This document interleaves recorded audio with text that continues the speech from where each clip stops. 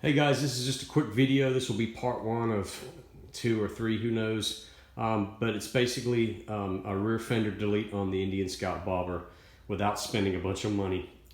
Tank Machine makes a plate that fills where the battery goes, but I just bought a $10 sheet of rolled steel, and as you can see, I'm going to utilize the 4 holes, 1, 2, 3, 4 from the old subframe.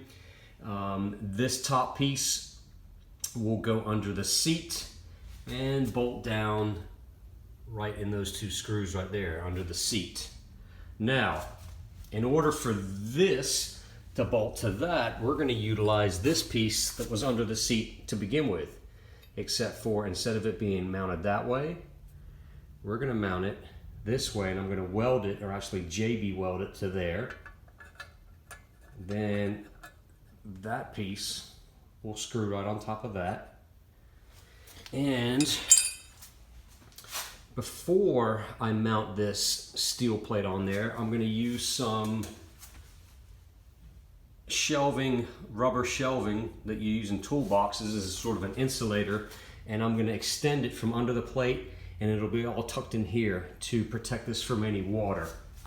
Now, once the seat is on, you see I have my plate here. I took this light from the side of the plate holder that came with the stock mount and just bolted it onto the back there, because you can see it clips over the edge.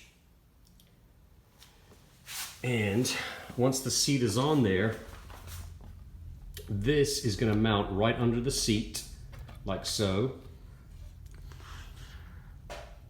And you'll be able to run the wires straight under here, just like from the factory.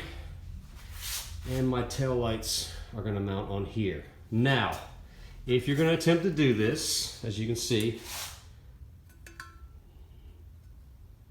of course you can see the holes weren't big enough. I had to etch them out a little bit, but the bolts are going to cover that. But just start with a piece of paper, poster paper, just like most fabricators do. Make it out of cardboard or whatever.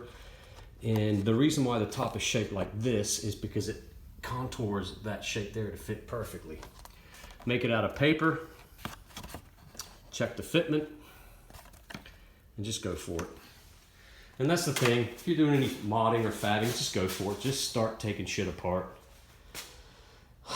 It beats, cutting up the subframe, and which I was going to do, and cut the fender, and I was like, nah, just go for it.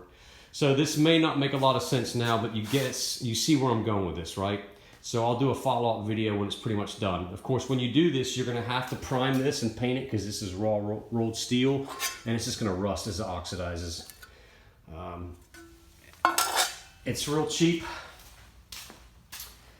As you can see, this is where I took that light from that I have mounted on the plate from the original license plate holder. I don't know, that's about it. Just have the tools ready. Like I said, just hack it up and go for it. Make the plate and save $500. And that way you can have no rear fender, but yet keep all this important stuff secure and safe, and most importantly, dry. All right, peace out.